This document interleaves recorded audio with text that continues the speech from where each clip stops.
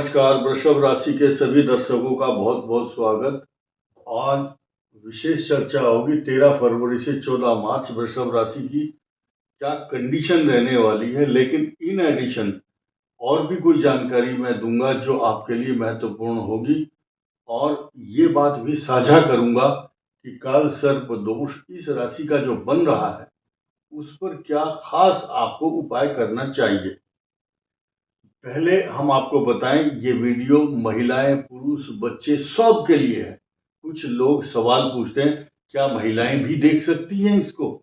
तो भाई, महिला हो चाहे पुरुष हो, तो किस किस के लिए ये वीडियो है, ध्यान दीजिए। जिनकी कुंडली में कृत्तिका, रोहिणी और मृगशीर नक्षत्र है, चाहे वो किसी भी जेंडर का व्यक्ति है, कुंडली बनी हो जिसकी और उसकी कुंडली में कृत्तिका, रोहिणी और मृगशीर नक्षत्र हो, वो देख सकता है। लग्न कोई भी हो, मेष से लेकर मीन तक 12 लग्न, कोई भी लग्न हो, लेकिन ये राशि होनी चाहिए, उनके लिए एप्लीकेबल होगा। अब मैं आपको एक एक चीज बताऊंगा। इस राशि का स्वामी शुक्र 5 फरवरी से यहां आ चुके हैं आपके 10वें भाव में। इसके परिणाम सुनिए। पहले इसके परिणाम यह है कि आपकी राज सत्ता, आपका कर्म, आपके विचार, आपके पिता, आपके जो पूर्वज हैं, उनके लिए बहुत बड़ी खबर है। आपकी उन्नति, तरक्की, प्रमोशन और आपकी छवि जो है उसको अच्छा बनाने वाला ग्रह आ चुका है। ये बहुत बड़ी चीज है। और ये लगभग 1 महीना तो यहाँ रहेंगे ही रहेंगे। उसके बाद भी, अब सुनिए, उच्च राशि में आएंगे तब और भी प्रभाव बढ़ेगा। वृषभ के इनकम हाउस में आ जाएंगे और भी शुभ होगा, और उससे तालियां तो अब बजाओगे आप खुशी से। आपके 12वें भाव में जब शुक्र आएंगे तब भी 1-1.5 महीना खुशी का वातावरण होगा। फिर उसके बाद शुक्र यहाँ आएंगे अपनी ही राशि पर, तो राजाओं जैसा सुख, बड़े बड़े गिफ्ट, मान सम्मान, अच्छा खान पान देगा।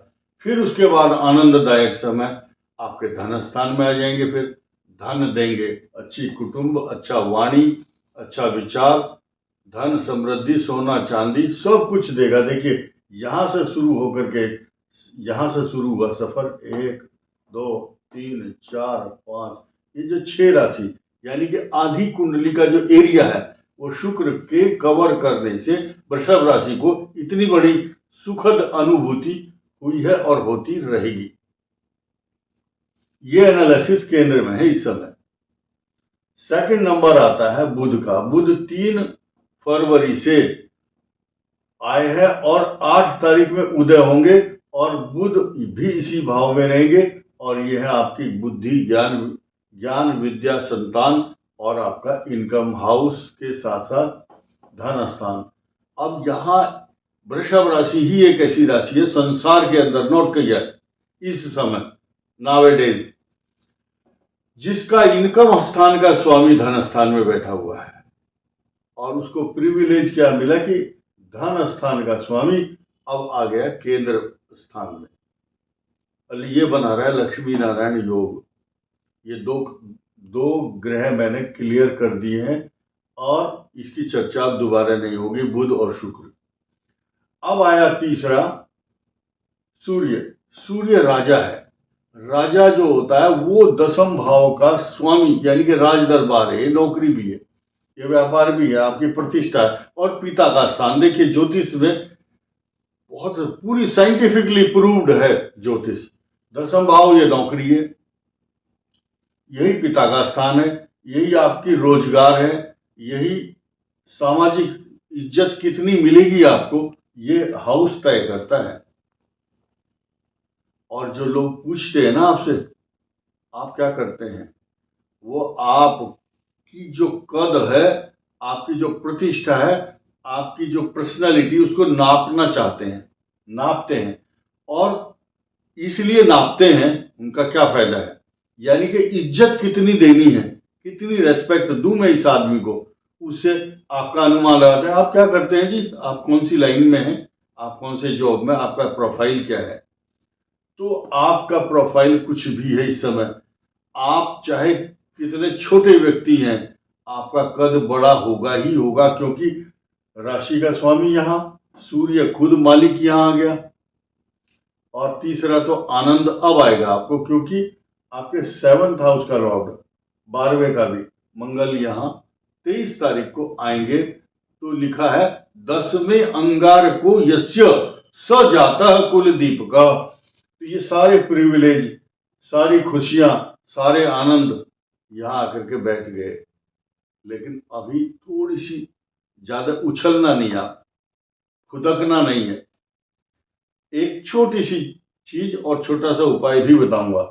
यानी कि 4 ग्रहों का योग तो मैंने बताया, सूर्य और बुध का बुधादित्य, और मंगल और राहु का अंगारक योग, सूर्य बुध का बुधादित्य योग, सारे योग बहुत अच्छे हैं, कोई प्रॉब्लम नहीं है। 23 तारीख को जिस दिन मंगल यहाँ आकर के अंगारक योग बनाएंगे, उस दिन कालसर्प योग भी बनेगा। वृषभ राशि का ऐसा योग जो चतुर्थ और दशम भाव, एक का मतलब काल, एस का मतलब सर्प, काल सर्प, चतुर्थ भाव। देखिए, जिस भाव को लेकर के पिछले 1.5 साल से ये लोग चिंतित हैं, बीमारी, चोट, झगड़े, अशांति, आपके घर में जो डॉगी है, कुत्ता है, खरगोश है, घोड़ा, गाय, गाय जो पशु है जो दूध देता है, उसका जो दूध जब निकालते हैं उसमें इन्फेक्शन, बीमारी। और जो गाय है या भैंस है, कोई गाय भैंस गर्भवती नहीं हो रही है, यानी कि दूध देने में समस्या या अगली उसकी प्रजनन क्षमता के कारण उत्पन्न परेशानियां चल रही है।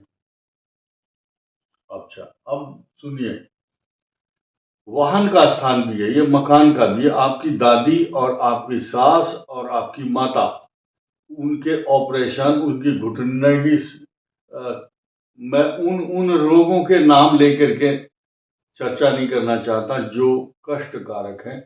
ऐसे रोग नाम नहीं लूंगा मैं उनका। ऐसे रोग उत्पन्न कर रहा है इन्फेक्शन और बीमारियां। तो इसलिए इन बीमारियों को दूर करने के लिए अपने घर में सेंधा नमक का पोछा भी लगवाओ।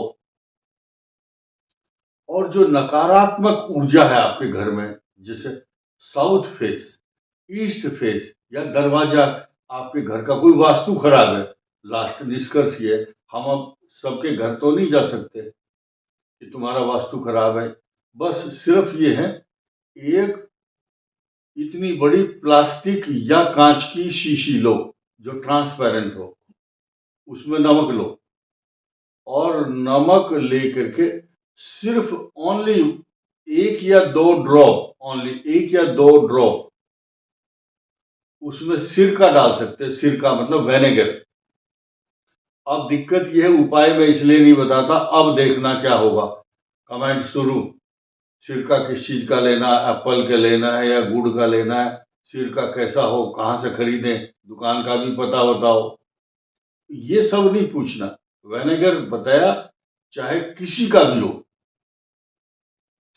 और तुलसी में जल डालना सिर्फ रविवार को नहीं डालना, पूरब की तरफ मुंह करना, सूरज दिखाई दे या ना दिखाई दे। कुछ बहुत हाईली क्वालिफाइड लोग भी ऐसे ऐसे सवाल पूछते हैं कि वो जो ध्यान है हमारा भटकाना चाहते हैं। तो दूध किस चीज का लें, भैंस का लें, गर्म करके करें क्या, ये सब ऐसे शब्द, ऐसे उपाय ना पूछें। नमक लो और उस खूंट में रखो, उस कॉर्नर में रखो जहां वास्तु दोष है। वास्तु दोष कैसे देखना है ये आपको पता होगा। दक्षिण मुखी मकान वाले खास तौर से नमक चारों दिशाओं में रखो तो ज्यादा अच्छा है। एक एक चम्मच या एक एक बूंद, एक बूंद ही आप सिरका डालिए उसमें, सिरका सारी नकारात्मक ऊर्जाएं खींच लेगा। ये बताना जरूरी था, क्योंकि चतुर्थ भाव कालसर्प योग का प्रभाव देगा। इनकम हाउस में शनि सही है, धन स्थान में बृहस्पति अच्छे हैं। अब उपाय की बात सुन लीजिए। किसी की कुंडली में कालसर्प दोष है या नहीं है, जिनका है वो 1.25 लाख नाग गायत्री मंत्र शिवरात्रि पर या अपने हैप्पी बर्थडे पर या अमावस्या में 17 फरवरी को या 3 मार्च को जो चंद्र ग्रहण आ रहा है, और वो जो चंद्र ग्रहण है इनके लिए बहुत खराब होने वाला है, अच्छा नहीं है वृषभ के लिए। वो वीडियो बाद में बनेगा। लेकिन जिनका काल सर्प दोष है वो नाग गायत्री मंत्र 1.25 लाख और दशांश हवन अपने घर में ही करें। हमें फोन नहीं करना, कोई पंडित जी दे दो, हम आपसे कराना चाहते हैं, बिल्कुल नहीं। और अब आगे बढ़िए। जिनका कालसर्प दोष नहीं है वो अभिषेक करें भगवान शिव का। चांदी का सर्प युगल का मतलब है जोड़ा।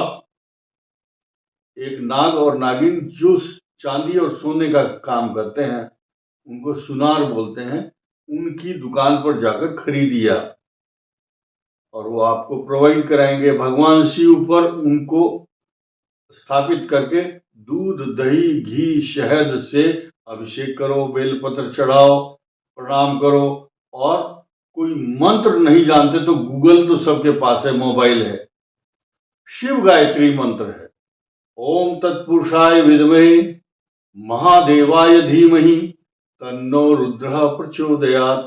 और नाग गायत्री मंत्र है ओम नवकुलाय विद्महे विषदंताय धीमहि तन्नो सर्पः प्रचोदयात्।